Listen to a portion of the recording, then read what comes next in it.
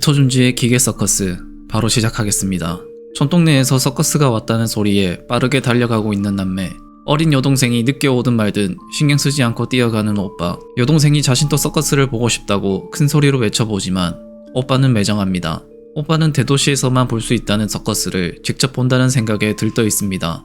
인생 처음으로 보는 서커스에 흥분을 감추지 못하고 있는 것. 거기다 이번에 온 서커스단이 무척이나 유명한 서커스단이었고, 그리고 어쩌면 그 아이도 있을지 몰랐습니다. 마침내 도착한 서커스 천막. 입구에 있는 직원이 곧 문을 닫을 거라고 빨리 들어오라고 말해줍니다. 천막 안으로 들어가는 요시유키. 친구들로 보이는 무리들은 이미 자리를 잡고 앉아 있습니다. 자리를 찾아 앉는 요시유키이며 안에는 이미 많은 사람들로 가득 차 있습니다. 요시유키가 앉자 단장이 나와 한상과 꿈의 서커스의 시작을 알립니다. 첫 번째 순서는 소소한 삐에로의 고개로 3명의 삐에로 분장한 사람이 나옵니다. 공 위에서 중심을 잡으며 서 있는 3명의 삐에로들. 삐에로의 장난스러운 움직임 때문에 재밌어하는 관객들이 보이는데 삐에로의 엉성한 행동까지 웃음 포인트가 되었습니다. 그런데 그 순간 한 명의 삐에로가 공 위에서 중심을 잃고 넘어집니다. 의도된 연출이었을까? 그 모습마저도 재밌다고 묻는 관객들. 하지만 연출된 모습이 아니었는지 2명의 삐에로가 당황하는 모습입니다. 그 모습에 관객들마저도 정적이 돼버립니다. 단장이 나타나 끌어내라고 말하자 그제서야 정신을 차리고 쓰러진 삐에로를 데려갑니다. 그 모습을 하나도 빠짐없이 관객들이 보고 있었고 분위기는 잠시 무거워집니다. 무거운 분위기를 끌어올리기 위해 신나는 노래와 함께 단장이 나타나 다음 순서를 소개합니다. 다음은 서커스단의 유일한 홍일점의 스릴 만점의 줄타기 공연이었습니다. 요시유키는 서커스단의 여자와 안면이 있는 듯 보입니다. 렐리아는 줄타기를 시작하였습니다. 역시 서커스 단원이었구나. 이곳에 서커스가 온다는 소문을 들었을 때 혹시라는 생각을 했었는데 마침 그때쯤부터 공원에서 보이기 시작한 아이. 아무것도 안하고 단지 멍하니 앉아있기만 했지. 그 아이가 모습을 나타내면 모두 조용해졌다. 모두 그녀를 의식했기 때문에. 투명한 피부, 깨끗한 용모, 나보다 조금 연상인가? 어느 집 아이일지 무척 궁금했는데 지금 내 옆에 앉은 코오지도 마찬가지겠지. 아니, 코오지뿐만 아니라 여기 있는 모든 남자들은 마찬가지일 것이다. 모두 나와 같은 생각을 하며 이곳에 온 게 아닐까? 그녀가 있을지도 모른다는 기대감에 마치 무언가에 이끌리듯이. 그런데 역시 서커스 극단 소속이었던 것이다. 렐리아의 줄타기가 끝이 나고 남자들은 박수를 칩니다. 그리고 다음 순서는 3단 목마를 탄 남자가 줄타는 공연이었습니다. 줄 밑에는 안정장치가 없다 보니 무척이나 위험한 공연이었고 줄타기를 시작하자 중심봉을 든 손이 떨리는 것이 멀리서도 보였습니다. 그런데 그때 줄타기 하는 남자가 중심을 잃어버리고 관객들은 놀라는 표정을 짓습니다. 높은 위치에서 바닥으로 다같이 떨어지는 서커스 단원들. 엄청난 충격의 소리가 들리고 사람들은 이것이 진짜인지 아닌지도 헷갈려합니다. 이번에도 단장과 다른 단원들이 나와서 쓰러진 단원들을 끌고 들어가 버리고 연출인지 진짜인지 감이 오지 않자 사람들은 웅성거림이 멈추지 않습니다. 빠르게 나타난 단장이 썰렁한 농담을 해보지만 사람들의 반응은 그렇게 좋지 않습니다. 그리고 저 위에 유일한 홍일점 렐리아는 이상하게도 슬픈 표정의 모습이 보입니다. 그 시간 서커스 천막 밖에 요시유키의 동생이 눈물을 흘리며 있습니다. 나이가 어리다 보니 이제서야 도착을 하였지만 문이 모두 닫혀있어 입구를 찾을 수가 없었죠. 자신 또한 무척이나 서커스를 보고 싶다 보니 억지로라도 천막 안으로 들어가려고 합니다. 한쪽에 천막을 들어 조심히 들어가는 요시유키의 동생 앞에 서커스 단원들이 쌓여 있습니다. 그리고 그 앞에 있는 서커스 단원들로 보이는 사람들의 말을 들어보니 방금 실수를 한 단원들 모두 죽었다고 합니다. 자신들 또한 공연 중 실수를 하면 저세상행위라고 너무나 쉽게 말하는 단원들. 하지만 자신들은 프로라며 죽은 녀석들처럼 되지 않는다고 합니다. 초보자인 주제에 렐리아에게 호감을 사려고 들어왔다고 합니다. 그러며 렐리아는 자신의 것이라고 말하다니 도대체 무슨 뜻일까? 그때 조의 공연이 곧 시작된다는 소리를 듣습니다. 공연 준비를 하는 서커스 단원들은 자신의 실력에 무척이나 자신감이 찬 모습입니다. 그렇게 단장이 공연의 시작을 알립니다. 다음 공연은 바로 나이프 공연. 조가 날리는 나이프는 예술의 경지라고 합니다.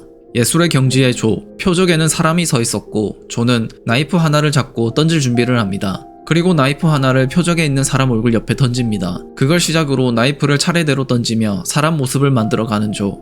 하나의 오차도 없이 나이프로 사람의 모습을 만든 놀라운 광경에 사람들의 박수가 끊이질 않습니다. 완벽한 공연에 뿌듯한 조는 단장에게 이 정도면 자신이 최고의 단원이 아니냐고 물어보자 단장의 표정이 좋지 않습니다. 그리고 아직 나이프가 남아있다고 조를 도발합니다. 도발에 넘어간 조는 남아있는 나이프를 들고 곧바로 던질 준비를 합니다. 감정을 컨트롤하지 못하였는지 던진 나이프가 표적에서 벗어나 터무니없는 곳에 날아갔습니다. 실패라고는 하여도 너무 말도 안 되는 곳에 날아간 나이프. 자신의 실수가 믿기지 않는 듯한 표정의 조. 또 그걸 보고 놀리는 단장에 화가 난 조는 바로 다음 나이프를 던집니다. 이번에 던진 나이프는 표적에 날아갔지만 중앙에 있는 파트너에게 날아가고 말았습니다. 그렇게 조의 파트너도 죽음을 맞이하게 되었습니다. 또 한 번의 어이없는 죽음. 도대체 이 서커스단의 정체는 무엇일까? 실수한 조에게 들어가라고 하자 조는 단장에게 기회를 한 번 더 달라고 합니다. 먼저 선수를 치는 조는 관중들에게 인력의 법칙이라는 묘기를 보여준다고 합니다. 새로운 묘기라는 말에 눈이 돌아간 단장은 부랴부랴 관중들에게 최초의 묘기라고 소개합니다. 그리고 바닥에 누운 조는 그 상태로 나이프를 던질 준비를 하고 바로 던집니다. 자신의 바로 위로 높게 나이프를 던진 조. 나이프가 다시 엄청난 속도로 내려와 조의 얼굴 바로 옆으로 꽂힙니다. 자신 스스로 표적이 된 조. 이것이 바로 서커스의 묘미. 아슬아슬하고 손에 땀을 쥐게 하는 묘기로 사람들이 놀라워합니다. 그리고 두 번째로 던진 나이프가 공중에서 내려오는데 아쉽게도 나이프가 조에게 떨어져 버렸습니다. 결국 조도 죽음을 맞이하였죠. 또다시 사람이 죽는 것을 본 사람들은 이것이 꿈인지 현실인지도 헷갈릴 정도입니다. 또다시 분위기가 이상해지자 바로 다음 공연을 시작하는 단장. 다음 공연은 바로 입에서 불을 뿜는 거인의 공연이었습니다. 엄청난 덩치의 거인이 나와서 불을 뿜을 준비를 하고 불을 뿜는데 이번에는 불이 거인의 몸에 붙어버렸습니다. 그렇게 또 대참극이 일어난 서커스. 이것이 정말 서커스인 것일까? 그 후에도 인간 로켓이 폭발하여 단원 수명이 희생되었고 조련사는 맹수에게 먹히고 말았다. 사람들은 공포에 질린 나머지 일어서지도 못했다. 드디어 마지막 공연이라고 합니다. 역사상 최고의 미남인 마리오의 궁중근해쇼. 그때 렐리아가 나타나 그만하라고 큰 소리로 외칩니다. 놀랍게도 렐리아 공연을 제외한 모든 공연에는 사고가 있었습니다. 렐리아는 마리오에게 그네를 타면 안 된다고 합니다. 단장에게 속고 있는 거라며 단장은 악마라고 합니다. 인간의 영혼을 모으기 위해 즐기면서 사람을 죽이는 것이라며 마리오 또한 그네를 타면 죽게 된다며 사랑한다고 외치는 렐리아. 하지만 그 이야기를 모두 들은 마리오는 렐리아에게 자신은 실수 같은 것을 안 한다며 이 공연을 멋지게 해내고 이 서커스단에서 최고가 되어 렐리아에게 청혼을 할 생각이라고 말합니다. 그리고 공연을 시작하는 마리아. 과연 이 공연은 무사히 성공을 할 수 있을까? 하지만 마리오의 몸을 지탱해주던 밧줄이 끊어져 버리고 바로 바닥으로 추락해버리는 마리오입니다. 충격적인 공연에 사람들은 아무 말도 하지 못합니다. 마리오의 죽음. 갑자기 단장이 울음을 터뜨립니다.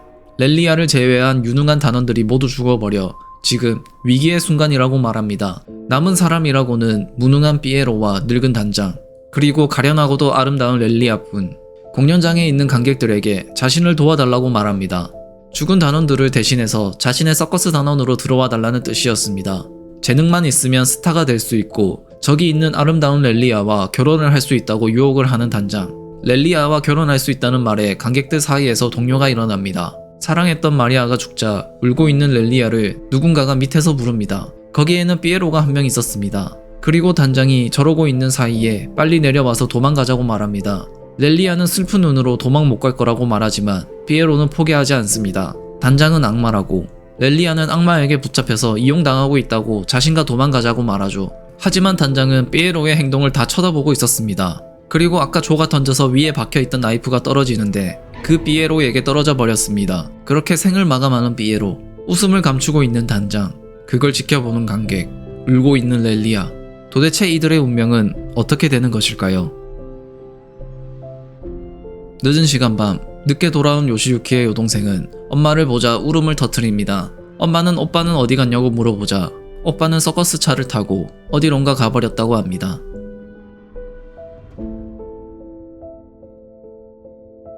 이렇게 개기 서커스가 끝이 났습니다. 이번 편은 이토 준지식의 나몰라 엔딩을 보여주는 스토리인 것 같습니다. 괴기한 장면이나 괴물은 나오지 않지만 어이없는 상황과 스토리, 정말 이걸로 끝인가 하였지만 정말 끝이었습니다. 이것 또한 이토 준지의 매력이라고 생각이 듭니다. 짧으면서도 임팩트가 있다 보니 저는 재밌게 보았는데 여러분들은 어떻게 보셨나요? 재밌게 보셨다면 좋아요와 구독 부탁드립니다. 감사합니다.